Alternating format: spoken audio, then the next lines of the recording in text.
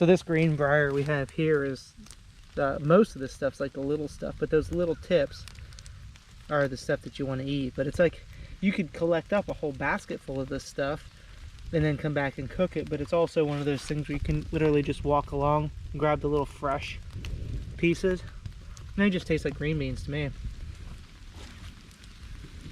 They do. It tastes like green beans, right? Yeah. Hey guys, Ryan Gill here with Hunt Primitive, where we entertain, educate, and inspire. And we have something a little bit different for you today, where we normally focus on the hunting side of Hunt Primitive. Today we're going to talk about the gathering side. So a good friend of mine, Teal, Bulthuis, she came down last September, and we did a nice gathering session. We went out and exploited about every plant that we could find that was good to eat. And we collected along on this journey, so hang with us. We're going to have a good time.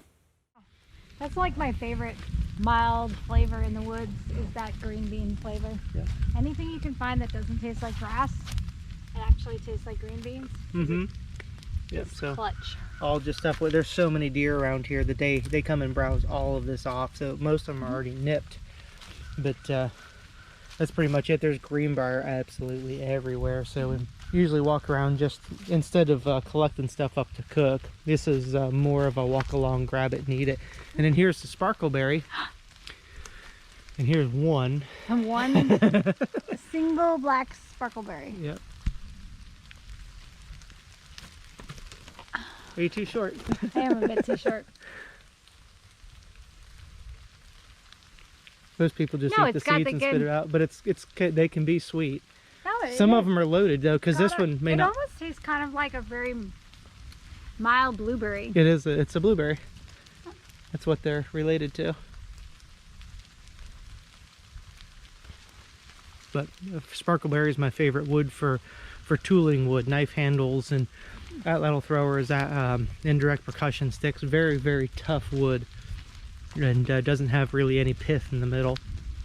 And the things they're just so common, they're everywhere. Like here's one's got nothing on it. But we'll find one eventually that's probably got quite a few.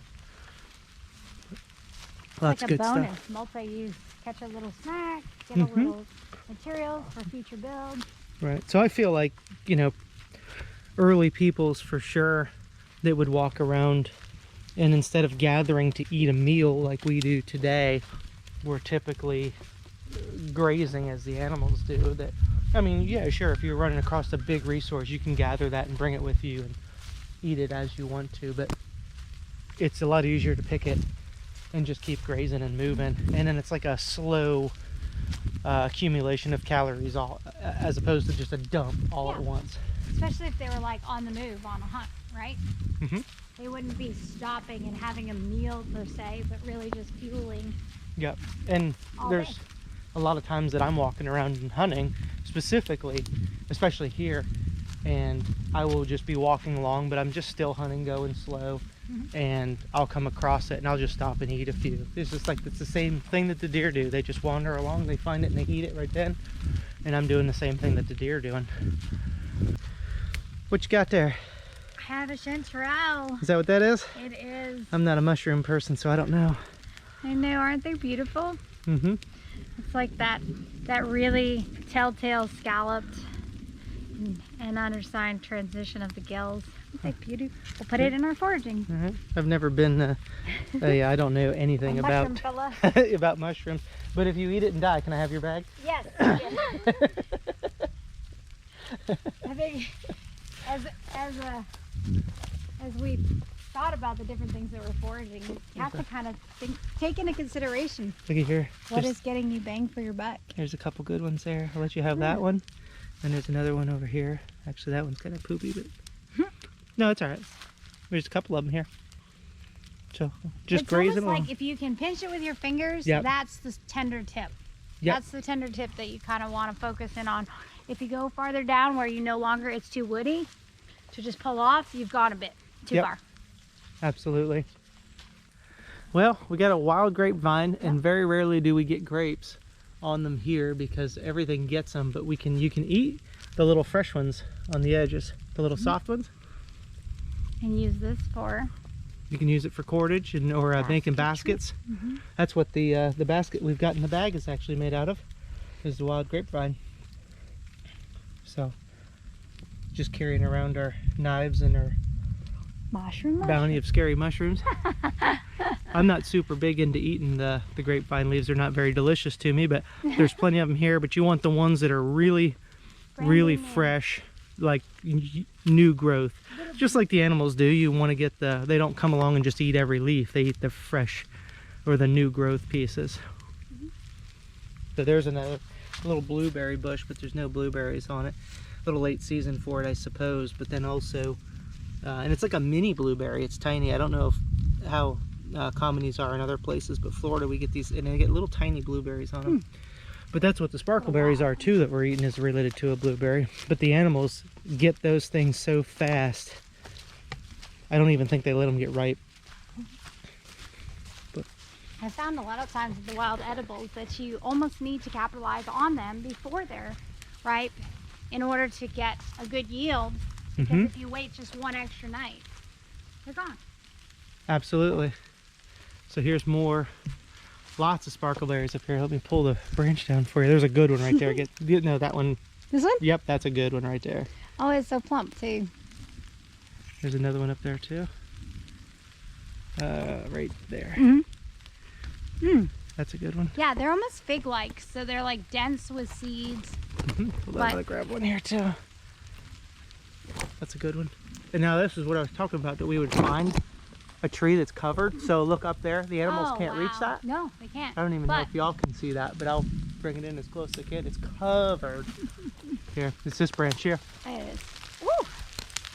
It's getting wet. Got it. I'll hold it down, you peck. Oh no, I was gonna let you. You're gonna hold it? There's a bunch of them here. I mean, they're everywhere on this one, so we could. So our opposable thumb. Oh, but that was a good one. Such a good that lost one. Those ones are good. Those are delicious ones there. That's a long way.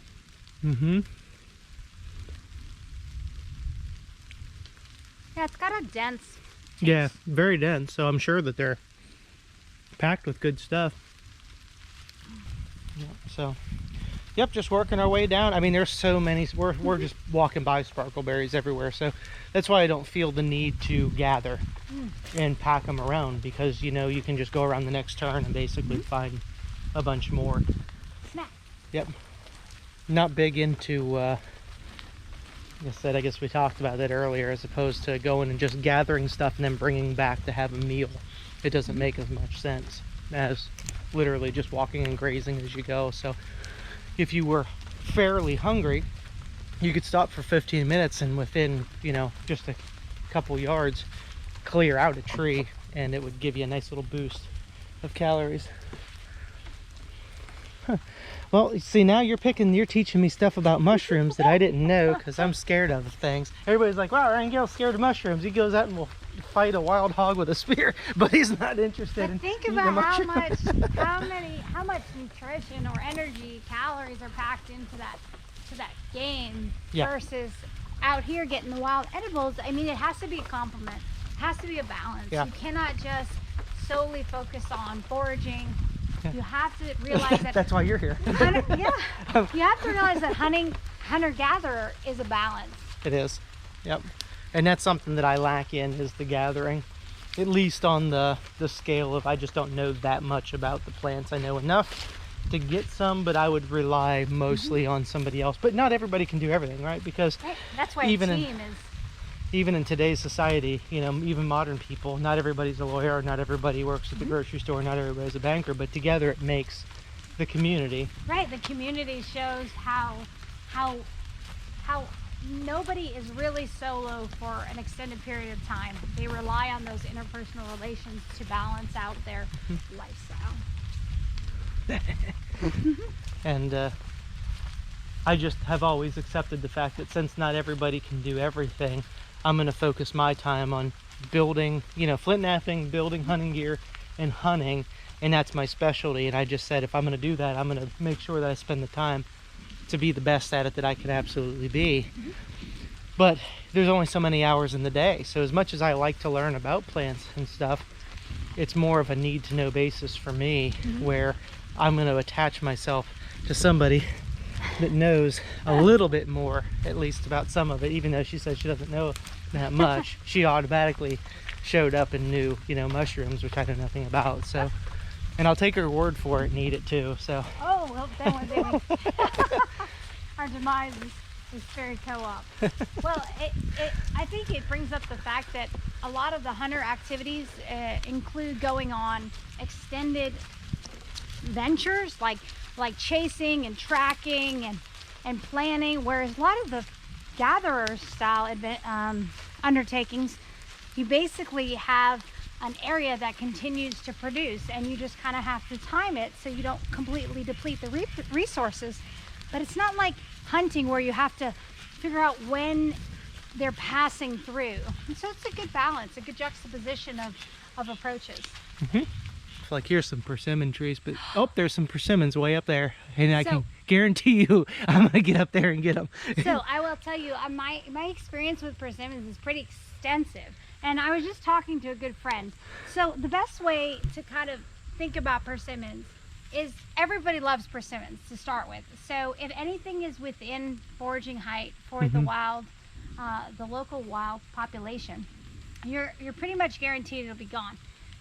Persimmons are very, very astringent. Very. And so if you've ever looked at one and said, hey, I'm going to give that a go, chances are you've ended up with a mouthfeel of cotton. And a lot of people will say, well, it rivals probably the worst sour reaction that you have ever experienced. But my secret is that a ripe persimmon looks much like a past ripe tomato. So it starts to wrinkle, and then the flesh gets very translucent, like almost like it's turning itself into its own jam. And so that one right there has quite a bit to go. In most yeah, that one's still pretty fresh. Yeah, in most locations you're looking for the first hard frost, and I'm talking about like unequivocally hard frost, and then even then look about a week after. If you're feeling froggy, you can pick them and leave them on your windowsill, and it will help them come to ripe, and it will save them from, you know, the competition with the local wildlife. But in reality, for a persimmon to be ripe, it's almost turning on being expired. Yep. And even then, you could pick 12 of them. You need to taste every single one of them, because it only takes one persimmon to ruin your batch of jam. Yep. And that is, I was looking at that one that was way up there, and I was hoping it was better, but I think it's in the same state. Oh no, yeah, those are. I was getting excited to climb that tree enough to bend it over, but that one's I'll do pretty it bad. for you, and I'll watch you eat it. Well, you can hold it. No, I'll go up and get it. You gonna eat it? No. I'll watch you eat it. No, but it'll I'll be film fun you. just the same. I haven't climbed a tree like this in a long time, but I used to. Oh, so wet. You got it. You want me to grab it when it's within shot? I got it now. Here. Okay. Well, here, we don't even have to pick it. We can save it. So, it's very firm. So, yeah, that's brutal to bite into that. Part of me just wants to see you do it. No, I'm not doing it, but I've done enough of them. I don't want to eat any of that. Did we lose it? That's oh, there it is. Yeah, the screen goes black. But yeah, I don't want to eat them at all. That one looks better. I assure you they are also not right. No, I think you're right. No, there's still a lot of green. I just got excited. Yeah, and they look great. They do. They look delicious until you have them. I'm gonna give another go. We can see if we can get some comic reel. Here. Okay. Oh, one fell. Hold on. That might be a good one. Yes, one fell. Oh, it might be. It's the closest thing. One fell. That's a good trick too. Shake the tree. Wow. Because one's closest to being ripe. This one right here. It's getting soft and wrinkly. Okay, great. Yeah, so this is a great example. So when you see a ripe persimmon, the top will pop off. So without question. Shake the tree. And this is we're getting smarter, close, but I am confident through experience that this is not ready yet. You might get a piece of it. That's okay. So the flesh will need to be translucent. It has big seeds inside, but see how the flesh is still very like chalky colored? That will rock your world, and not in a good way. You want to give it a go? I'll test that one.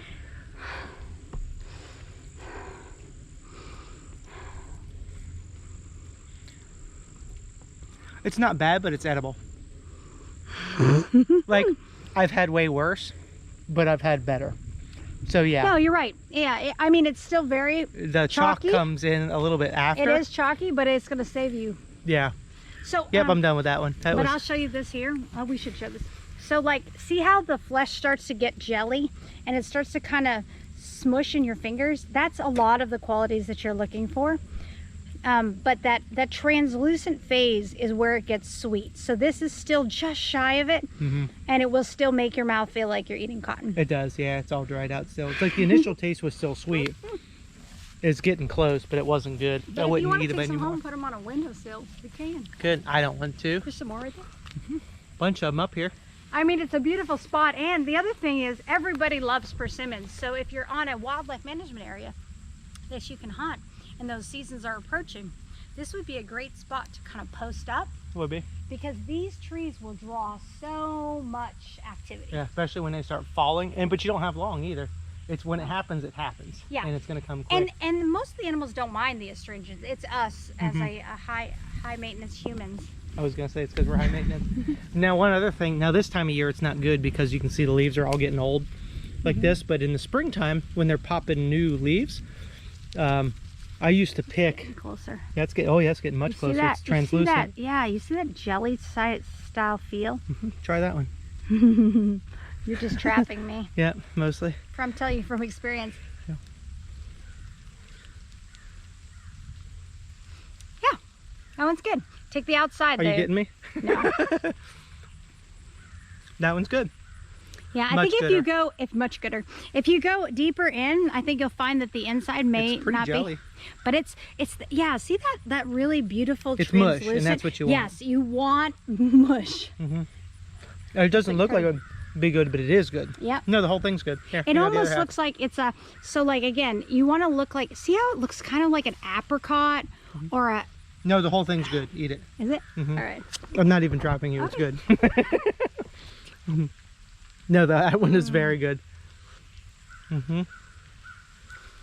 But what I was saying on the leaves is in the springtime. Go ahead.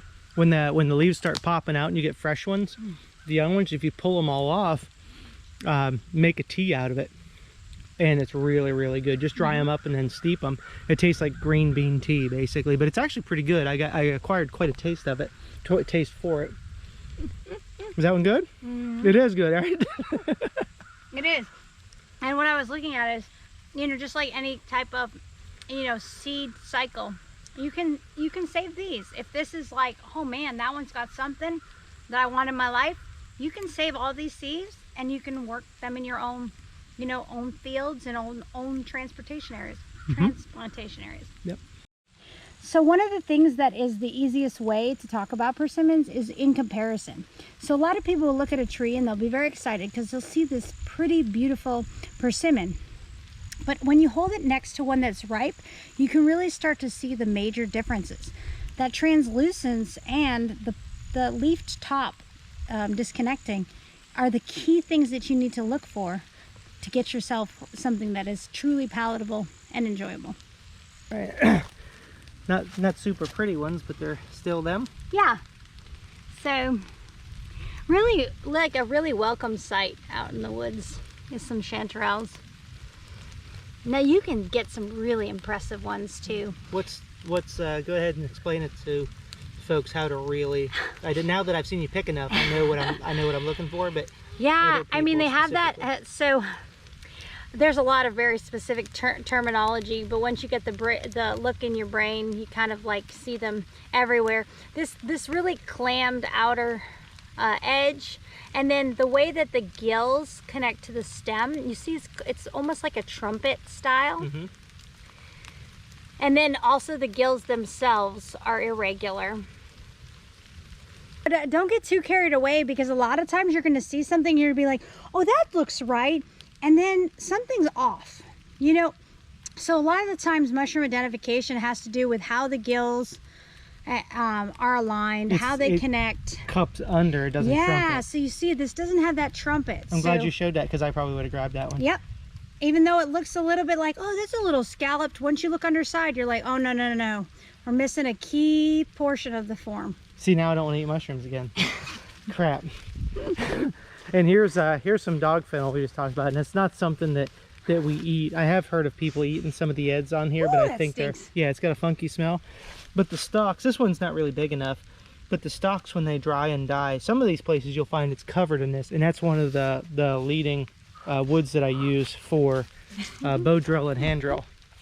So that's a great fire making stalk, but obviously not when it's green. You got to find the big, you'll find places, especially along field edges, that are big stands of this stuff. Like here's one over here that's dead standing, but it's still too thin. Like in here it's got too much tree cover, so you're just not going to get enough, but it's still pithy. But when you find the big ones that are like as big around as your finger, those are the ones that you'll get some really good fire action out of those. So anytime you basically see me use hand drill, and most time bow drill, I'm either using yucca or I'm using dog fennel. So pretty, right? Yep. What more can you ask for? That's it. All right. Got lots of these little buggers. That's fun. Look at our nice little basket of treats. In fact, I'm going to go ahead and get this this knife out here a second too. I feel like we've come close to the yucca stuff. Yeah. The yucca growth. Yeah, we got a yucca over here. We're going to go ahead and get a few, and it's a good opportunity to show you. I'll hand the camera over here to Teal a second. And probably one of my new favorite knives. A lot of times I use the bison skinners, but this is I call it the hunter-gatherer knife, mostly because you can hunt and gather with it. But this side of the blade is more rounded, which is so much better for skinning and cutting into animals. And then, but the top edge is more flat, but it's also sharp as well. So both edges are sharp. And so this would be the hunter side, this is the gatherer side. So when you're talking about, you know, using a round edge to cut this stuff, it works, but a flat edge will saw this stuff so much easier. And you can use either side, and it certainly works, but it's like it rakes across. But the flat edge, it's like once you use it, you understand. But you can also preserve your meat side, your hunting edge, by not using it on plants and wood and all that kind of stuff, and use the back edge exclusively for plant material. Plums. But we're past season on the plums, but here's one that's left, and it looks pretty good because it's dark. Usually the more dark purple they are, the sweeter they're going to be here. So that one might be okay. Go ahead and give that one a try. Get some decent seeds in them. But so yeah, these little plums, they look a lot like a black cherry, but they're just a little bit different, but they're related still. Is that one any good or not? It tastes a lot like a crab apple. Huh. Yeah, that's the only plum I see on this thing. We got some, yep, there you go. Greeny red. Oh, yeah. Oh, here we go. Look at here. Oh, this one has a bunch. That's fantastic. Oh, they almost look like grapes. Yeah, they do. Here's one, a couple ripe ones here to the right. Yeah, that was going to be your best one. That really dark purple. Looks a little past. It might still be good. It's kind of like the, I don't know. That one's tart. That one is good? No. I should have just said yeah. Cut. Look at the size of that yucca back there too, right behind us. That's a monster. Yeah, that one's not bad. That one, it's a little astringent. Not bad. They're not my favorite. I prefer the sparkleberries, but this one's got a lot. Ooh. But here we came across these beautyberries, and this stuff is really good. The leaves are really good. You can smell it. You can't smell it. You can try. Here, smell. Doesn't smell, right? But it smells in person really strong, and it's incredible mosquito and tick repellent. But also, the little pink berries are edible. Now, they've got a very unique taste. I don't mind it. They're almost like a medicine type of taste to them. Some people I've heard don't agree well with people. I've eaten them. I've never had a problem. Some people say they're poisonous. Other people say no. We've been eating them for years. So to me, I can eat them. They're not a big deal. But if I was you and you find these and you want to test them out, you better eat one around somebody and then figure out how they work for you.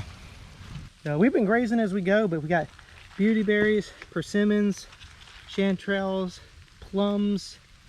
I said persimmons, right? Yeah, and then sparkleberries, hiding some in here. You don't need to bring the green stuff. We just did that to, you know, as a garnish. Ease. Yep, so nice basket of edibles right there. And then, of course, all the yucca that we've been cutting to make cord. So we've not even been at this really very long at all.